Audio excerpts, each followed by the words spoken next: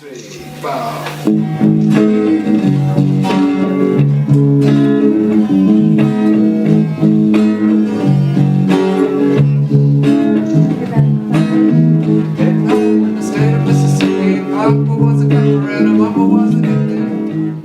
I remember walking down this seemingly eternal hallway in Newark Airport, leaving everything I knew behind, and that was just a horrible experience, to be frank. And then the long plane ride over, of course, the mind was just turning and turning. What will this be like?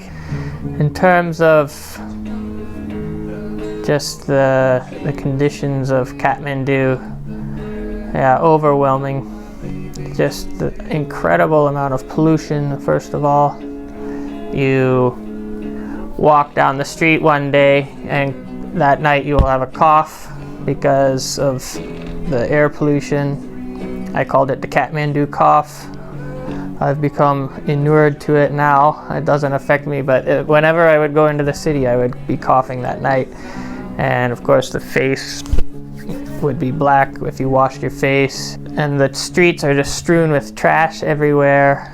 And there's just dogs lying dead, packs of hounds roaming around, cows.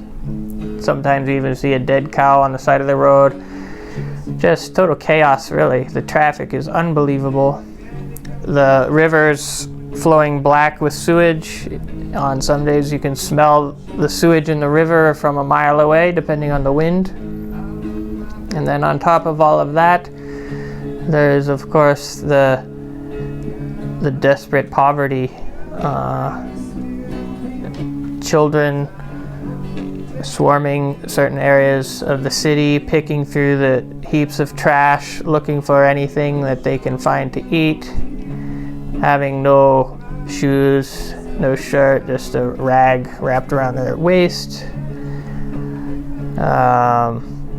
Especially these days now, they are commonly involved with sniffing glue, so their eyes are just totally vacant. There's nobody home, and they're staggering down the street, and they're only, 6 years old, 12 years old. It's just heartbreaking. You just can't believe it when you first see it.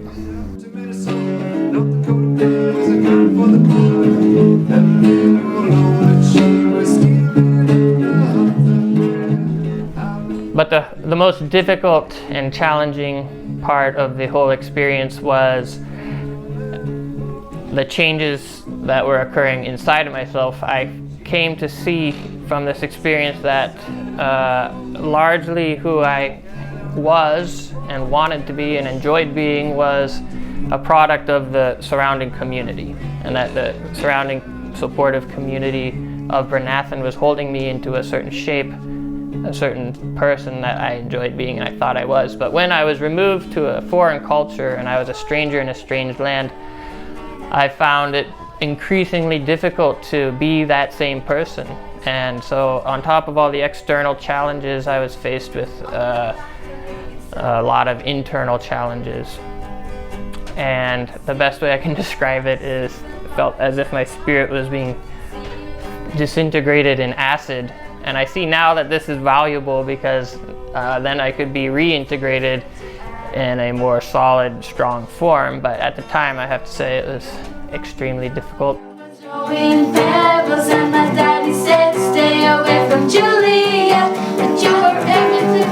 I was crying on the staircase, begging you please don't go. Obviously the first difference or fruit or good thing that has come is the growth and development of our children. When they came, they had nothing and nobody. They were on the streets, a lot of them. This is the place where I slept with my mom and sister when we did not have home. And they had no clothes, they were dirty, they had all kinds of various problems health-wise. One day I used to ran from here because I stole food, and the police was chasing me. Yeah. And one day he caught me I give me a one kick. Now it's hurt me a lot. I flew away. Yeah.